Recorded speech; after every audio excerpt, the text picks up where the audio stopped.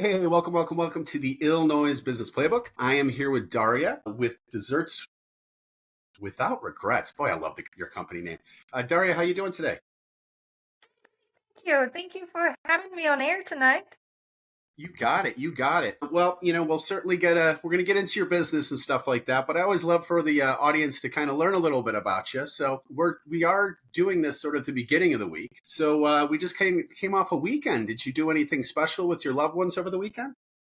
It was actually a very nice weekend. We got to go to a farm with my kids. They love all farm animals, and there is a local one here in Hampshire, Illinois. It's called Enjoy Pioneer Farm, and they allow you to pet all the babies, like baby bunnies, baby chicks, Nice.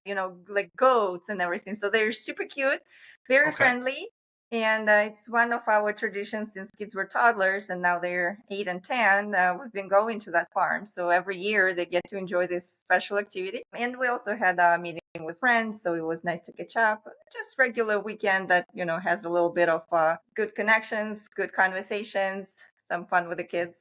Awesome. And how many children do you have, Daria? I have two, You a have boy two. and a girl. So yeah, Okay. they're turning 9 and 11 this summer. Fun age. Well, I bet you they really enjoyed that petting zoo for sure. So Yes. that sounds like a Yes. lot of fun. Well, listen, obviously, we're not here just to talk about petting zoos. We're here to talk about you and your business. So talk to us about your business and talk to us about what inspired you to start it. So this is my fourth year doing this bakery out of my house. I'm a registered home baker with Desserts Without Regrets, and I specialize in all the healthy options. So sugar-free, gluten-free, vegan, dairy-free, nut-free. I can accommodate all the allergies. I started this because, well, first of all, everybody loves something sweet, but we all know how sugar is not a good option, right? So when I started a family, I knew that I wanted to keep them healthy. I wanted to say yes to when my kids are asking for a treat versus saying, no, you can't have it. So I started learning about nutrition, about different substitutions. How can I make a dessert enjoyable but healthier?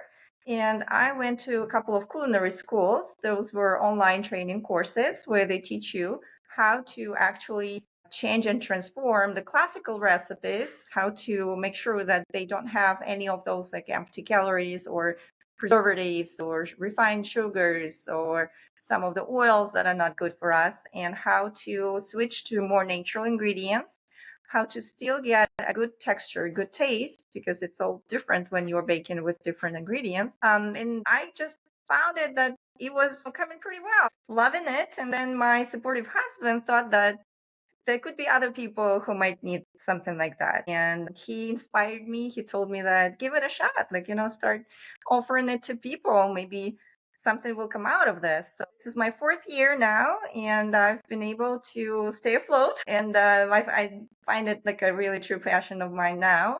And I have a background in translations and foreign languages, but this was a little bit unexpected, but this is what I live for now. Like I really find a lot of joy in making other people happy who would otherwise not be able to enjoy a treat when you go to a bakery and you have a list of your own dietary issues or restrictions. So you choose to have a certain lifestyle and you cannot just grab something off the shelf. You start looking for options, right? And that's when that's where I can help. I can accommodate their requirements. Like if they come to me and say, hey, I can have almonds, um, I will find a recipe that doesn't have almond flour, doesn't have almond milk, Nice. and like accommodate every single request. There were a couple of people who would give me like 5, 6 limitations, and I was like, oh my god, what do we do here? You can only have ice.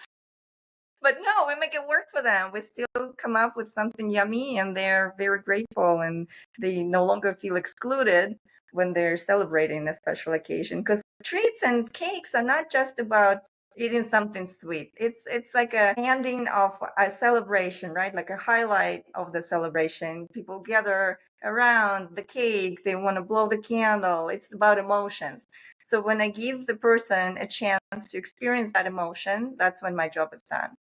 Yeah, what sort of challenges have you dealt with as a small business owner? I mean, you said you started about 4 years ago or so. I'm sure it hasn't always been smooth sailing. So, what sort of challenges have you dealt with, and how have you been able to overcome some of those challenges?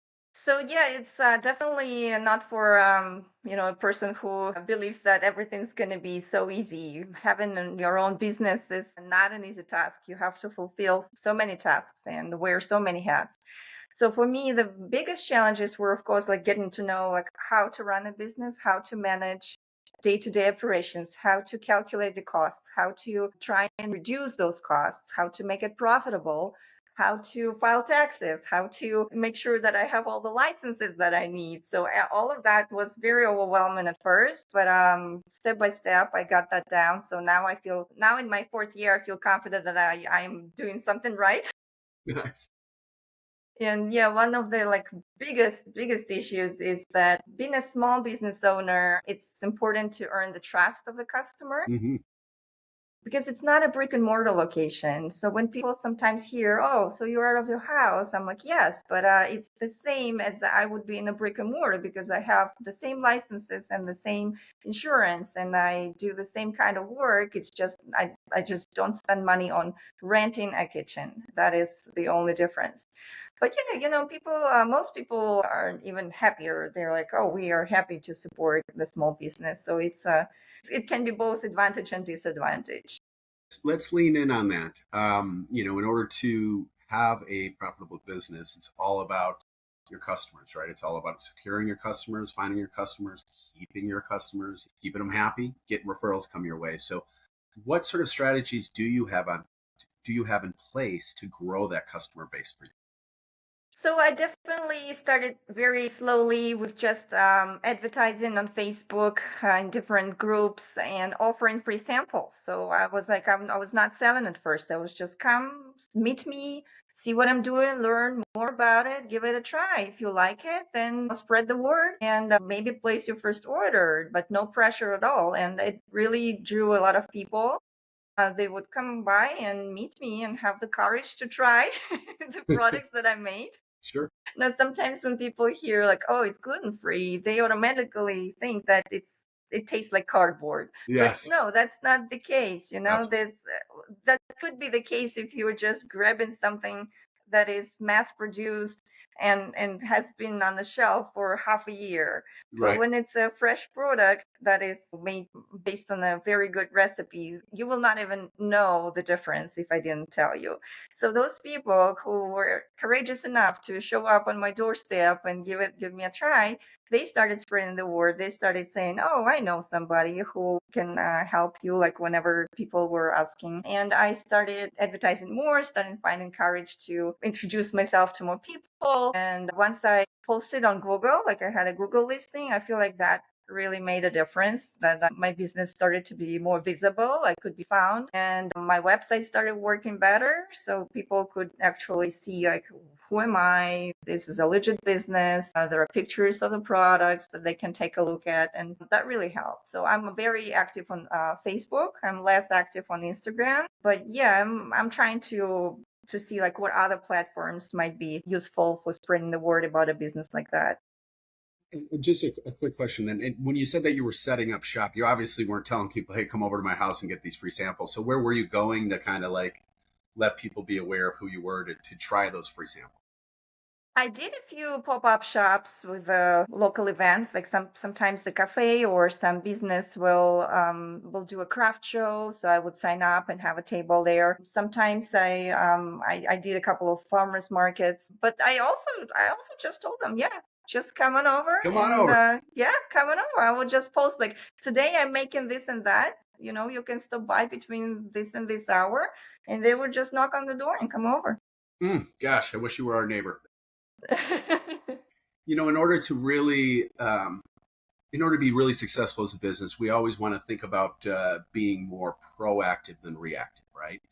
So, as far as having that proactive mindset, what sort of trends do you see that might be occurring in the industry, and how are you planning on adapting to those future trends in the industry? That's a very good question. So I believe in having uh, g- classic and time-proven recipes that work. versus something like very trendy. Like right now, I don't know if you've heard, but like Dubai chocolate treats are so trendy. Mm, Everybody's jumping on those. It's a treat that is made with the chocolate. Then there is a special type of like crunchy stuff and then pistachio, and it's all together and it gives like an interesting texture, but it's so full of calories, it's so full of fats, it's so full of sugars and everything that I'm like, I'm not following that trend. It's so when you talk about like trends and everything, it's like fashion, right? Trends come and go, fashion comes and goes, and it can be hit or miss. So when I'm thinking about trends, I always try to think, is the trend that is going to last or make a real impact, or is it just like, okay, one week we'll like it, the other week we're not gonna like it? And I invest in like truly proven recipes and decisions. Like for example, macarons, they are always popular, right? Like macarons are beautiful, they're very delicate, it's such a treat. Or for example, bento cakes, like those like teeny tiny cakes that can be a single serving cake. This is something that I jumped on the bandwagon and I offer those. Cupcakes, like they never go out of style, like sugar cookies, things like that. So my version of a sugar cookie will be like reduced sugar or sugar free, so depending on how we tweak the recipe. So yeah, trends come and go, but the true classics, they stay. It's just about like having that base bone of the menu and then adding, as if somebody says like, oh hey, can you make this, I can be like, yes, depending on circumstances, or I can be like, sorry, I'm not gonna do that. Like with the Dubai chocolate, like, nope, not gonna do that. I was often told, that trends come and go, but quality stays, right? So as long as Right, right. you're making a Yes, quality that's product, what that's I going to keep believe you. in. Yeah. We really like the feel good parts of the show. So, can you tell us about a moment of success you had? Maybe a customer that stands out. Maybe something you're able to provide somebody that kind of like still lights that fire within you. To you're going to have good days and bad days, but man, when you have those people that you really impact in a positive way, that kind of can keep you moving forward to maybe those days that aren't so wonderful. So, tell us about somebody that stands out, somebody you've been able to help since you started your business. Absolutely. I remember my first paid order. That was from a lady who was following a vegan lifestyle, and there are not that many places that do vegan cakes. And I made a cake. It was beautiful, but something happened overnight. I don't know what happened, but the frosting just started sliding off. And when I woke up in the morning, I was like, oh my God, what am I gonna do? And I called her and I was like, I don't know, like even what to begin with because the cake does not look the way it was when I put it in the fridge overnight. Sure. She showed me so much grace. She understood that things happen. She still accepted the cake. She still complimented me on the taste. And she gave me the wings to fly, because a failure like that can either ruin you or make you grow. And Yes. she really showed me that, well, one failure does not mean that I'm a failure. It was just like something happened. It just happened. And she really like encouraged me, like, it's okay. I was crying. I totally like I was crying because I was so upset and disappointed, and I was like, well, what am I gonna do? But no, she comforted me to this day. Like it was 4 years ago. To this day, I'm so grateful to her for showing me so much grace. And I have so many more customers that will pick up the cake and compliment me on like how beautiful it is, or they will send me a message after the event and they will say, yes, we truly enjoyed it, it was really great. And it really matters to hear the feedback. Absolutely. And it really matters that I was able to make somebody's day and help them. And I have many, many customers who are wonderful, who are repeat customers. Some of them have become my friends who I see on a regular basis. And this is definitely the highlight of running a business, running a small business, when it's not just like one of, I don't know, 1,000 people coming in and going. No, I know each person. I learned each person's story.